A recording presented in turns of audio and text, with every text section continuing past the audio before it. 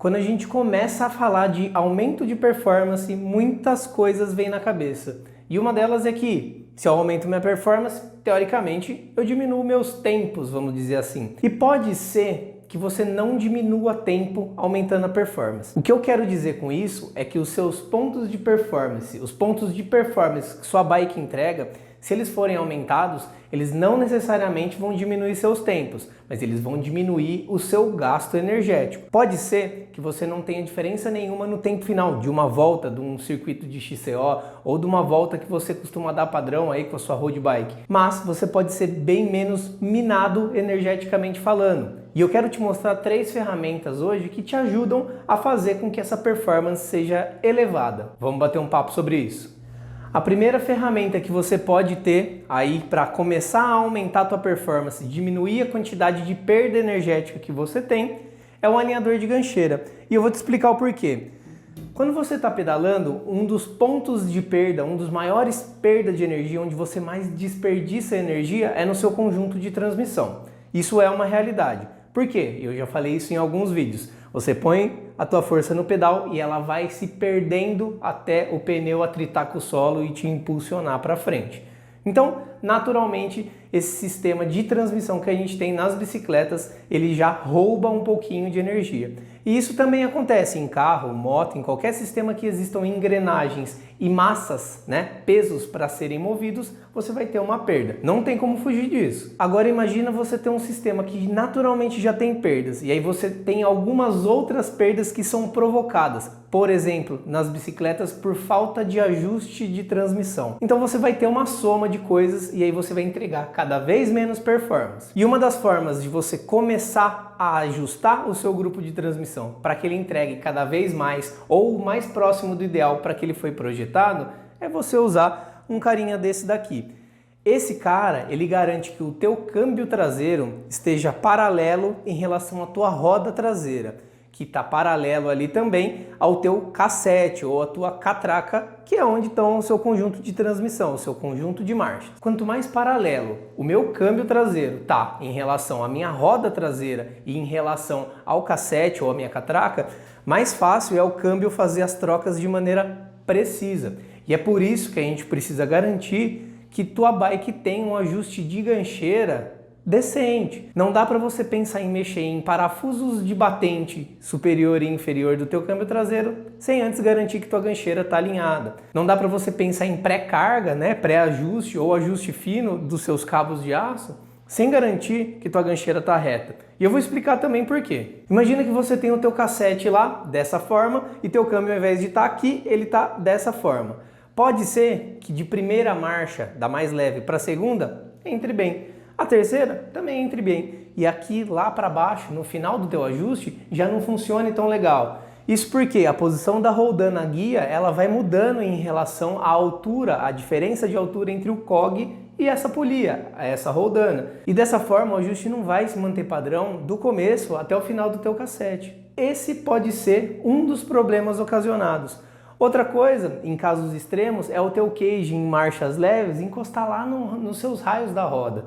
Isso é uma possibilidade também. Ou então você tem uma marcha específica, uma certa combinação de marcha específica que a tua corrente fica tic-tic, tic-tic, tic-tic, e aí o teu resto do sistema está funcionando perfeito. A causa, muito provavelmente, é uma gancheira desalinhada, que com uma ferramenta dessa daqui, você poderia resolver isso e sua bicicleta te entregaria mais performance e menos chateação com barulho durante o teu pedal. E olha, eu tô falando para você, é um abordadão geral. Se você quiser entender realmente como que funciona, para que funciona e como que você faz na prática o alinhamento de gancheira, eu vou recomendar que você assista esse vídeo aqui. Uma coisa que é muito legal e que influencia diretamente na tua performance, que você precisa começar a levar em consideração, é a posição do teu selim em relação à altura e em relação a avanço. Por que eu estou te falando isso? Para pensar num círculo aqui, ó. Imagina um círculo. É esse o movimento que o teu pé faz durante o pedal. E aí eu vou te fazer uma pergunta. Sua perna tem força para fazer esse movimento aqui, ó, de subida? Muito dificilmente. Por isso que você tem o pedal do outro lado. Sua perna tem força para fazer esse movimento de descida? Tem. Mas é a maior força que você tem? Não é. Então, a maior força que você faz está nessa parte aqui, ó, debaixo do teu ciclo. Então, basicamente, a gente tem um ciclo de força que é 1/4, né? Um pedaço de 4 pedaços desse círculo aqui. E dessa forma, conforme a gente aumenta a altura do selim para que a gente consiga ter uma perna semiflexionada aqui e consiga fazer a força máxima que nossa perna naturalmente consegue fazer, e ainda ajusta o avanço e o retardo para que a gente consiga empurrar o pedal para trás e não simplesmente empurrar o pedal para baixo, a gente também aumenta a performance. Então, se você tiver aí uma chave Allen 4, uma chave Allen 5, uma chave Allen 6, ou se você tiver uma bike antiga, uma chave combinada 13, você consegue fazer tanto o ajuste de altura de selim, quanto de avanço de selim. Sendo que, quanto mais avançado tiver o seu selim e isso não exceda o teu limite físico, o teu limite motor e não traga problemas para você, mais performance você vai ter. Porque se você está no seu círculo aqui e quanto mais para frente você está em relação ao teu pé de vela, mais você tem a força para dar um coice, entre aspas, no pedal. E ó, mais uma vez, esse assunto aqui eu já deixei bem detalhado nesse outro vídeo que você vai entender da onde vem esse aumento de performance. E dessa forma, com essas 4 opções aqui, isso porque às vezes você tem uma blocagem de 4 que usa uma Allen de 4 mm, às vezes o teu carrinho do selim usa uma de 4 mm, é difícil, mas tem, às vezes é de 5 mm, em alguns casos de 6 mm. Ou então, se for um sistema antigo, muito provavelmente você vai ter um parafuso ali passando com uma porca de 13 mm que você usa essa chave aqui. Esse conjunto de ferramentas, ele vai fazer com que o teu pedalar fique otimizado. E isso daqui é um ponto de vista teórico aliado com o que eu já olhei por aí. Só que eu não sou o profissional do bike fit. Eu não sou o profissional que ajusta a bicicleta como se fosse um alfaiate. Não sou o bike fitter. Então, isso é um pontapé inicial para você startar o seu aumento de performance, mas não necessariamente vai ser a melhor opção. Põe tudo para frente, levanta tudo até a perna ficar semiflexionada, isso é muito vago, né? Então procure sempre um bom profissional de bike fit. Cuidado, é claro, com os profissionais que vão simplesmente querer botar você numa performance absurda e talvez a tua estrutura corporal no momento ou às vezes geneticamente mesmo você não suporta aquela performance toda. O bom profissional é aquele que leva em consideração o teu corpo e também as suas vontades. Se você quer conforto, ele vai ajustar para o conforto e não simplesmente para performance. Toma cuidado, porque eu já tive muito cliente e muito amigo que se lascou na hora de fazer um bike fit, beleza? E aqui, o nosso terceiro ponto que você pode olhar para a performance da tua bicicleta é a respeito das folgas de cubo de roda. E aí eu tô falando de folgas de cubo do sistema esfera, tá? Quando tem rolamento é um outro esquema. Eu tô falando disso por 2 motivos. O primeiro é que a gente quer o máximo possível que a bicicleta pode entregar.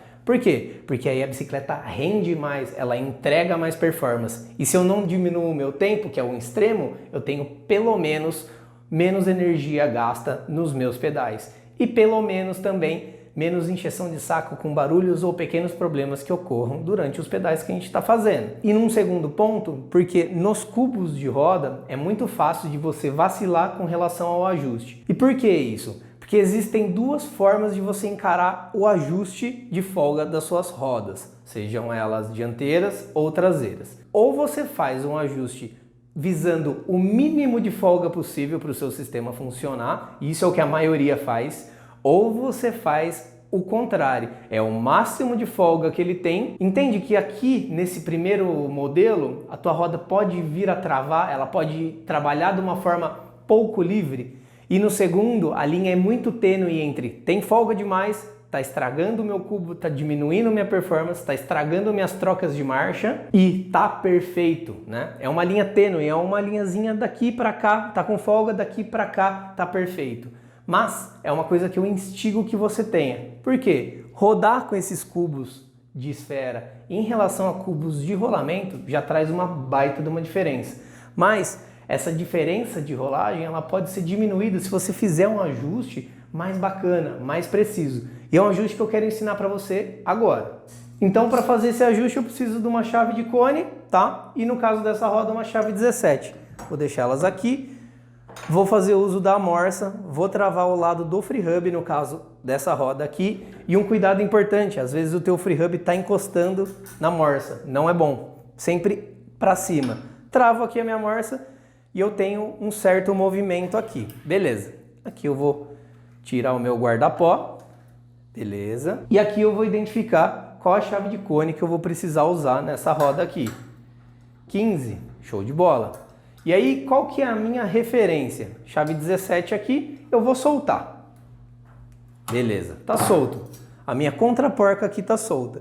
E aí eu vou investigar o que tem de movimento até encostar as minhas esferas. Ó, tô fechando, ó.